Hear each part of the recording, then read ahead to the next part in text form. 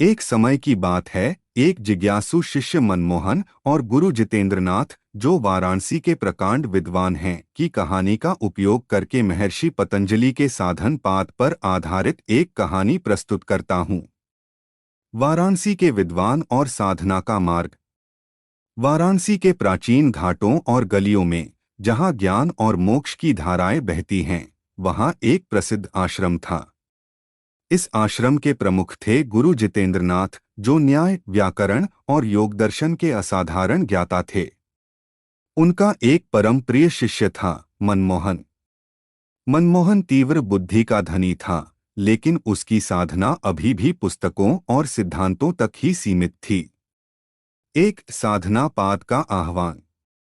एक दिन गंगा आरती के बाद मनमोहन ने गुरु के चरणों में सिर झुकाकर पूछा, गुरुदेव, मैंने समाधि पाद पहला अध्याय कंठस्थ कर लिया है। मुझे योगश्चित्त वृत्ति निरोध, चित्त की वृत्तियों का निरोध ही योग है, का अर्थ पता है, लेकिन क्या कारण है कि जब मैं आंखें बंद करता हूं तो भी मेरा मन शांत नहीं होता? मैं समाधि तक कैसे पहुंचूं? गुरु जितेंद्रनाथ मुस्कुराए। वत्स मनमोहन, तुम्हारा प्रश्न सही है। लक्ष्य का ज्ञान होना पर्याप्त नहीं, उस तक पहुंचने का पथ जानना आवश्यक है। महर्षि पतंजलि ने यह पथ साधन पाद में दिया है। यह अध्याय केवल सिद्धांत नहीं, बल्कि साधना की सीढ़ी है। 2. क्रियायोग की अग्निपरीक्षा। गुरु ने समझाया कि साधना का आरंभ क्रियायोग, तप, स्वाध्याय, ईश्वर प्रणिधान से होता है।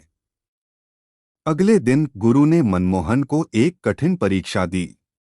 तब उन्होंने मनमोहन से कहा कि वह लगातार 3 दिन तक घाट पर बैठकर ओम का जाप करे, चाहे कितनी भी सर्दी या गर्मी हो। मनमोहन ने इसे तप माना, शरीर को कष्ट देना। पहले दिन वह ठंड से कांपता रहा और मन ही मन दुखी हुआ। स्वाध्याय। गुरु ने उसे एक प्राचीन और जटिल पांडुलिपि का अनुवाद करने को कहा। मनमोहन ने उसे एक बोझ की तरह लिया और जल्दबाजी में काम समाप्त किया। ईश्वर प्रणिधान अनुवाद समाप्त होने पर गुरु ने उससे कहा कि यह कार्य मां गंगा को समर्पित कर दे। मनमोहन ने ऐसा किया, पर उसके मन में यह भाव था कि मैंने इतनी मेहनत की और सारा फल त्यागना पड़ रहा है। 3 क्लेशों की पहचान। गुरु जितेंद्रनाथ ने मनमोहन की उदासी भांप ली। वत्स, तुम्हारा क्रियायोग केवल शारीरिक क्रिया है, हृदय का भाव नहीं। तुम्हें रास्ते के कांटों ने पकड़ा हुआ है, जिन्हें हम क्लेश कहते हैं। गुरु ने समझाया, अविद्या, अज्ञान, सर्दी में कांपना तुम्हें दुखी कर रहा था। तुमने अपने नश्वर शरीर को ही मैं मान लिया है। शरीर अस्थायी, अनित्य है, फिर भी तुम इसे नित्य मानकर सुख दुख से बांध रहे हो। यही अविद्या है। रागद्वेष। जब जाप सुखद लगा तो तुम खुश हुए, राग। जब सर्दी लगी तो तुमने घृणा, द्वेष की।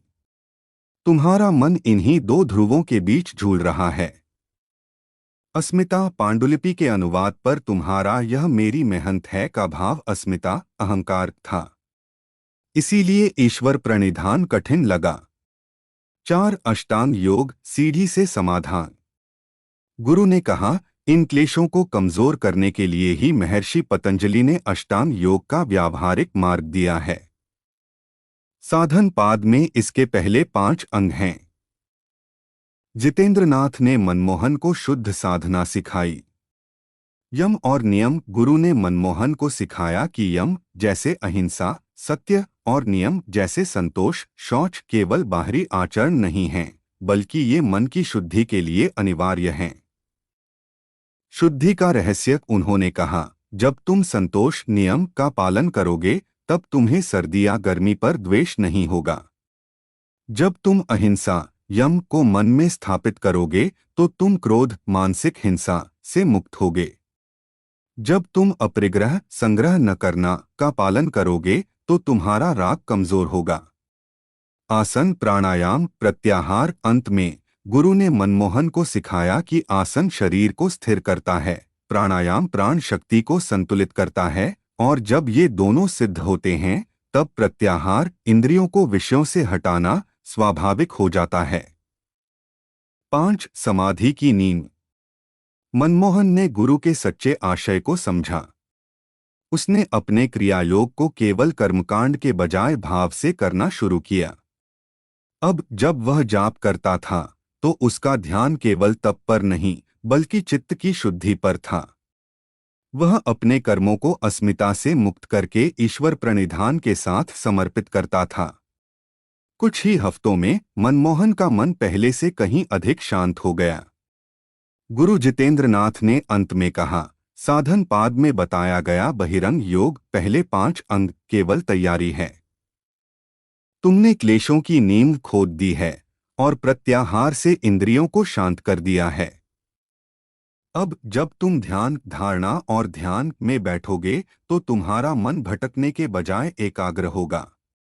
यही साधन पाद की सबसे बड़ी उपलब्धि है। यह हमें समाधि के लिए तैयार करता है। मनमोहन ने उस दिन जाना कि ज्ञान समाधिपाद दीपक है और साधना साधनपाद वह तेल है जो उसे जलने देता है। विभूतिपाद जानने के लिए फॉलो और सब्सक्राइब करें। लाइक करेंगे तो ऐसी कहानी बनाने की प्रेरणा मिलेगी। आपका धन्यवाद।